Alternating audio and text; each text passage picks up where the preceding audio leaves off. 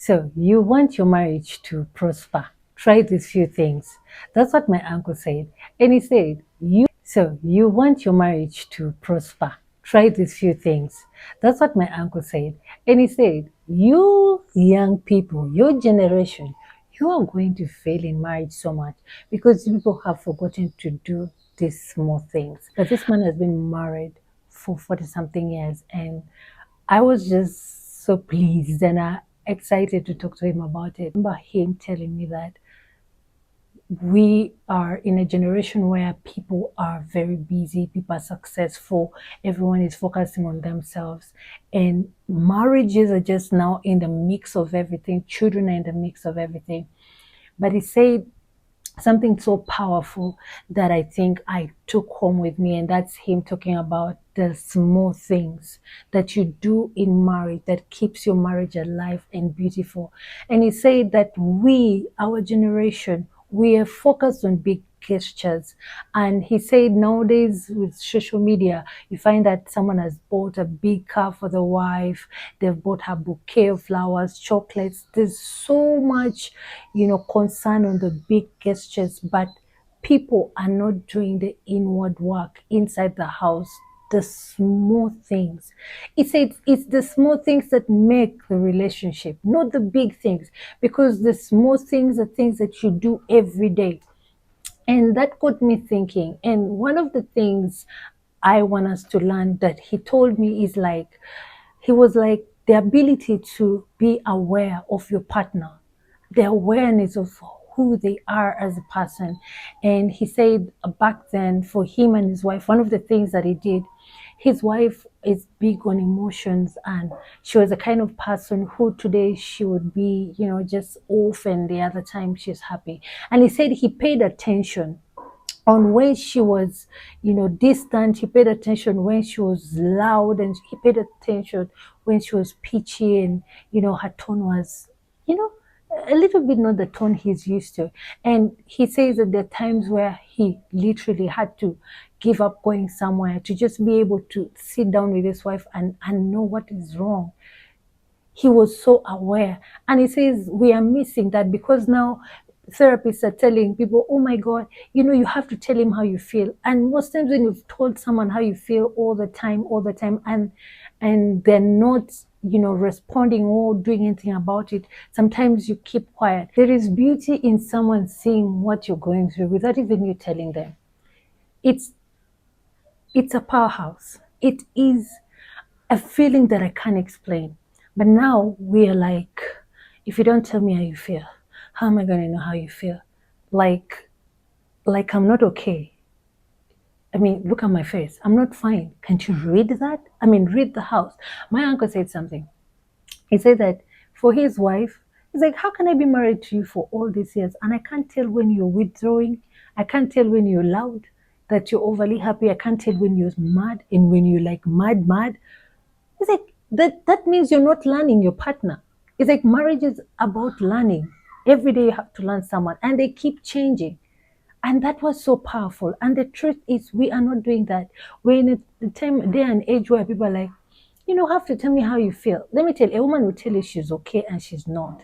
And if you're married to me and I'm always telling you I'm okay and I'm not, and for all those years you can't even tell, see me before I see myself. I mean, see me if I tell you. And that was so profound. And then he also said something that I can name presence over perfection. And what is presence over perfection? So sometimes I want to say the story of W. Banky. Banky W, he's an artist, he's a Nigerian artist. And I remember he was talking about how they struggled to conceive, him and his wife. And he said one day he decided, his wife just started crying from nowhere. She just started crying, and they've been struggling with infertility. And this time around, he's been busy, and when his wife asks him, oh, why are you coming home late? He would just brush it off. But this time around, something just told him, no, you can't leave. He had a serious meeting. He would have even lost his job. But this man left, everything, and just went and cuddled his wife. They cried together, and that day they had one of the most beautiful conversations. Presence over perfection. It doesn't have to be perfect. But sometimes when you see your person is not happy, a small thing as just going to bed and holding them and saying, baby, I don't want to go. Can I stay with you until you feel better?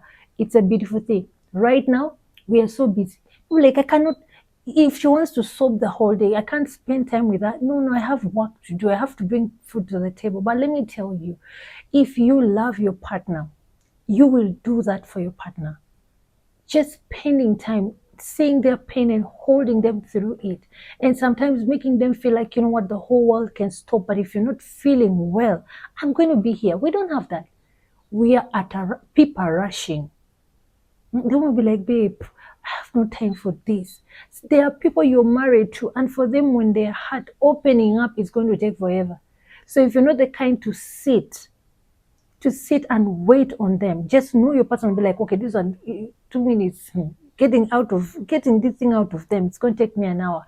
If you cannot learn that and learn to be patient with this person, it's like that is the problem with your generation. You people are rushing. So let's learn to be patient. If your person is not feeling well or they are sick, sometimes just relinquish all the things they're supposed to do and show them I love you. You see, women, just one action like that one can fuel them for a month. Understand your woman, understand your man. And when you're giving your presence, give it 100. Not nowadays we're on phones, you're present, but you're doing something, you're not. Guys, I was so blessed talking to this man. He said, you people are not present.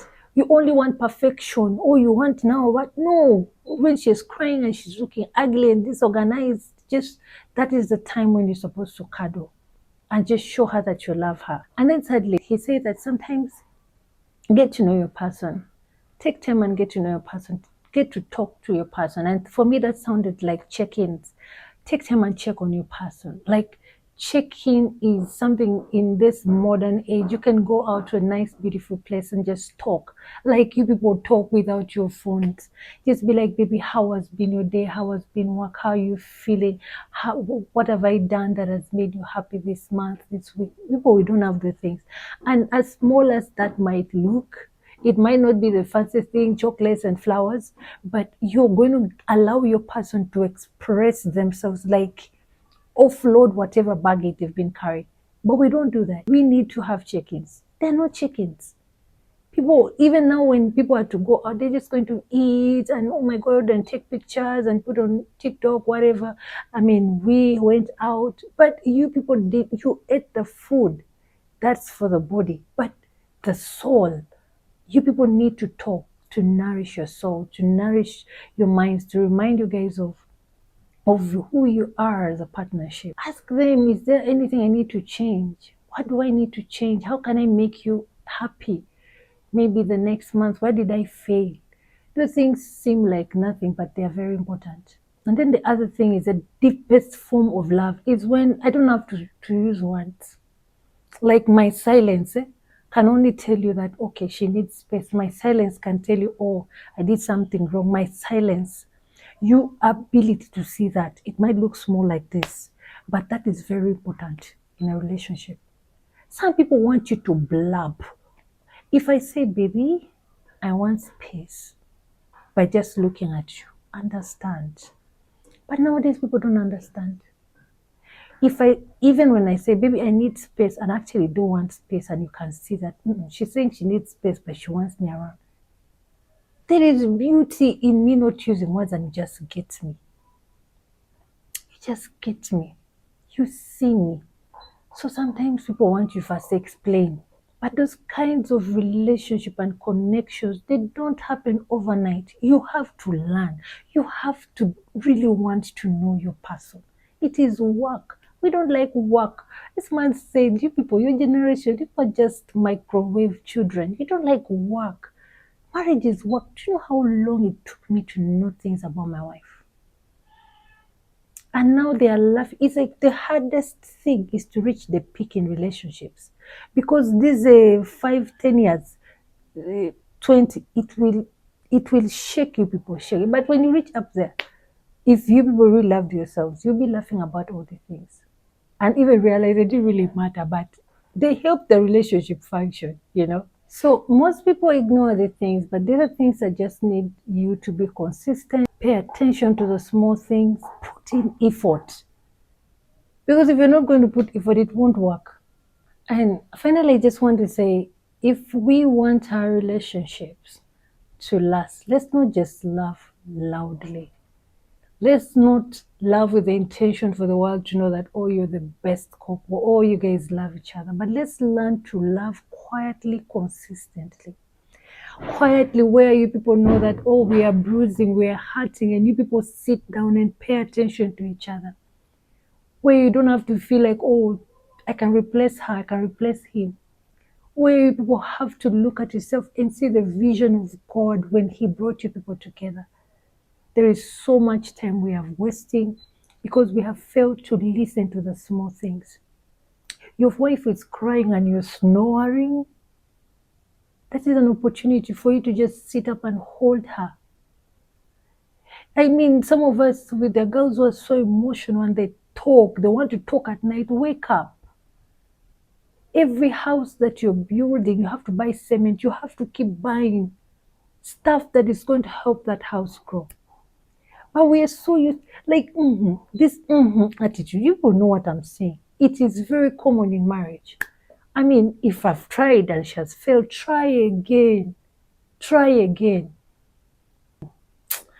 This is something I should have said at the beginning. He said that there are men who are lovers and there are men who are full of tradition.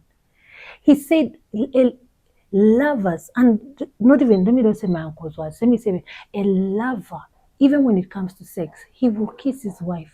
He cares about his wife's pleasure.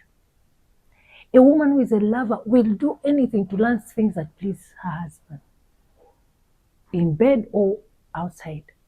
But a traditional man are the men who just want to put their women in their pump them. They don't learn nothing. They don't know how to pleasure woman. They don't know how to give gifts. They don't know how to listen to their wives. They don't see their wives. Those are two types of people. The lovers and the traditional, who think that tradition is good. And my uncle is a very traditional man. But he said himself, like, we have to love your woman the way you want to love her. Not because someone is telling you, oh, this is how Baganda said, this is how they love. No, no, no, no, no. Be a lover. A lover is expressive.